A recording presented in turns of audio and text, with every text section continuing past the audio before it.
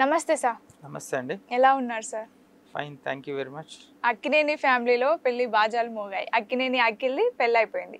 So Naga Chaitanya first marriage అయినప్పుడు success కొట్టిండు, next second marriage అయినప్పుడు సక్సెస్ కొట్టిండు. అదే విధంగా అఖిల్ చూసుకుంటే ఫస్ట్ ఎంగేజ్మెంట్ అయినప్పుడు ఫ్లాప్ పడింది ఒకటి, ఇప్పుడేమో పెళ్లి జరిగింది. మరి రాబోయే సినిమా లెనిన్ ఫ్లాప్ అవుతుంది అనుకోవచ్చా?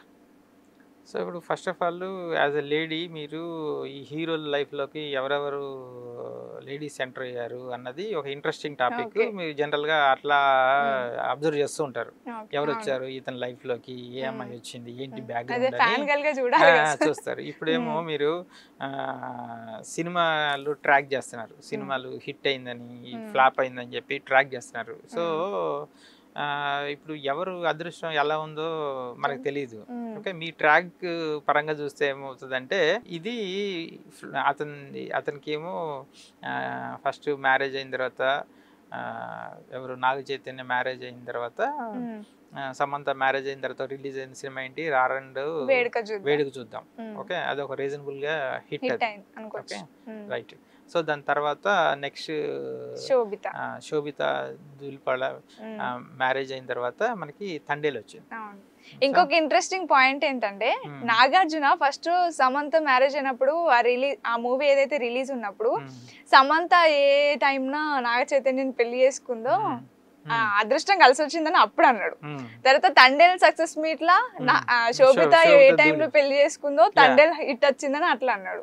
సో ఇది కూడా ఒక ఇంట్రెస్టింగ్ పాయింట్ అని చెప్పి. కరెక్టే. ఇప్పుడు సినిమాని పాజిటివ్ గా మాట్లాడేటప్పుడు కొన్ని వెతుక్కుంటారు, ఏం మాట్లాడొచ్చు, ఏది సందర్భం అని. ఇప్పుడు ఆ సందర్భంలో ఏంటంటే వాళ్ళ ఇంటికి ఏ అమ్మాయి వచ్చినా గానీ హిట్ అనేది జరిగింది. ఓకే, ఇది నాగ చైతన్య లైఫ్ లోకి ఒక విషయంలో మనము సినిమా హిట్ అనేది దేని బేస్ చేస్తే జరుగుతుంది, ఎవరిని పెళ్లి చేసుకున్నారని లేకపోతే ఎవరన్నా ఇంట్లోకి వచ్చారని చెప్పి దీని బేస్ చేసుకొని హిట్ అనేది జరగదు. సినిమా కంటెంట్ బాగుంటే డైరెక్షన్ ఎవరు చేస్తున్నారు, కథ ఏంటి, వీళ్ళకి పర్ఫార్మెన్స్ ఎట్లా ఉంది, దీన్ని బేస్ చేసుకొని.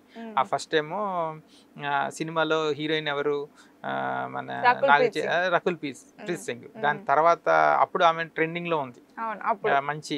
ఇప్పుడు నాగ చైతన్యకి అక్కడ ప్లస్ పాయింట్. సో నెక్స్ట్ ఇంకొక ఫిల్మ్ తీసుకుంటే సాయి పల్లవి దుమ్ము దులిపేసింది తండేల్లో. ఓకే, సో ఇప్పుడు మనం ఎవరు అదృష్టం, ఇది సమంత రావటం వల్ల అదృష్టమా లేకపోతే శోభిత దూల్పల్లి రావటం అదృష్టమా తీసుకోవాలా, లేకపోతే రకుల్ ప్రీత్ సింగ్ సాయి పల్లవిని తీసుకోవాలా? అంటే ఫ్యామిలీ తగ్గట్టు వాళ్ళు కన్వర్ట్ చేసుకుంటారు. ఎగ్జాక్ట్లీ. సో సినిమాని మనం సినిమా లాగానే చూడాలి. మళ్ళీ రియల్ లైఫ్ కి పాజిటివ్ గా అనిపిస్తే విష్ చేసుకోవడానికి, ఒక సక్సెస్ ని ఆపాదించుకోవడానికి, ఫ్యామిలీ మెంబర్ కి కూడా దాన్ని క్రెడిట్ ఇవ్వడానికి, ఒక హ్యాపీ ఎన్విరాన్మెంట్ క్రియేట్ చేయడానికి మాట్లాడుకోవచ్చు, తప్పలేదు. కానీ ఇప్పుడు మనం అఖిల్ దగ్గరికి వచ్చేటప్పటికి ఏం జరుగుతుంది, అఖిల్ సినిమాలు మనకి చూస్తూనే ఉన్నాం, flop, utter flop, block buster flop, ఇలాంటి కేటగిరీలు పడుతున్నాయి ఆయనకి. సో ఇప్పుడు ఆయనకి ఇప్పుడు ఎవరిని ఎంగేజ్మెంట్ చేసుకున్నారని కానీ లేకపోతే పెళ్లి చేసుకున్నారని కానీ వీటికి ఈయన సినిమా హిట్ కి ఫ్లాప్ కి నా దృష్టిలో అయితే సంబంధమే లేదు. ఈయన కథ ఏం సెలెక్ట్ చేసుకుంటున్నారు, ఈయనకు సూట్ అయ్యే జరుగుతుందా, డైరెక్టర్ ఎలా ప్రజెంట్ చేశారు, ఓకే, మనం సినిమా రిలీజ్ అయినప్పుడు కాంపిటీటర్స్ ఎవరున్నారు ఆ టైంకి, ఇలాంటి ఫ్యాక్టర్స్ అన్ని చూడాలి. సో ఇప్పుడు లెనిన్ కనుక తీసుకుంటే ఇది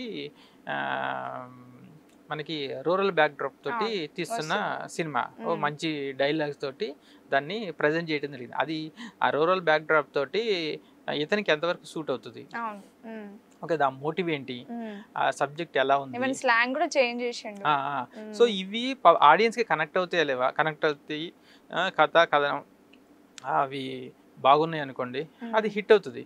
ఇప్పుడు అది హిట్ అయితే ఇదేదైతే థియరీ చెప్పారో ఇప్పుడు మీరు, అది బ్రేక్ పడినట్టు.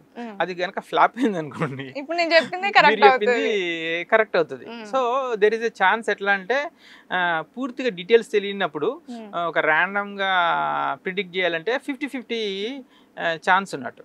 అంటే హిట్ అవ్వడానికి అవకాశం ఉంటుంది, ఫ్లాప్ అవ్వడానికి అవకాశం ఉంటుంది. But as a positive thinker నేనైతే విష్ చేసేది ఏంటంటే ఆ సినిమా లెనిన్ అనే సినిమా హిట్ అవుద్ది అనుకుంటున్నాను.